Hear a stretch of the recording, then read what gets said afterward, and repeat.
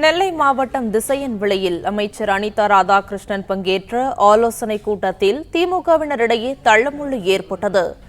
இதுகுறித்த கூடுதல் விவரங்களை வழங்குகிறார் செய்தியாளர் பாலாஜி. வணக்கம் பாலாஜி, இது குறித்த கூடுதல் விவரங்களை சொல்லலாம்.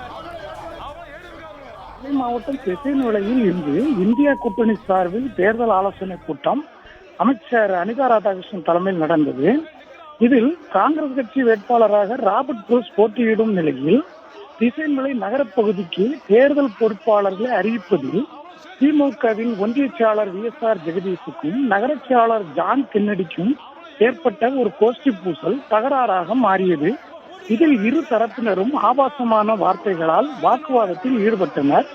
மேலும் ஒன்றிய செயலாளர் VSR தலைமையில் இணைந்து தேர்தல் பணிக்குழு செயல்பட வேண்டும் என அமைச்சர் அனிதா ராதாகிருஷ்ணன் கூறியதை நகர செயலாளர் தரப்பு ஏற்காததால் இரு தரப்பினரும் எதிர்ப்பு தெரிவித்ததால் தள்ளுமுள்ளு ஏற்பட்டு கூச்சல் குழப்பம் ஏற்பட்டது.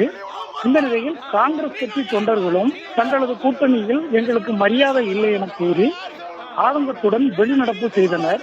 இதனால் பொறுப்பாளர்கள் கூட்டத்தில் கூச்சல் குழப்பம் ஏற்பட்டு கோஷ்டி மோதல் வெடித்துள்ளது.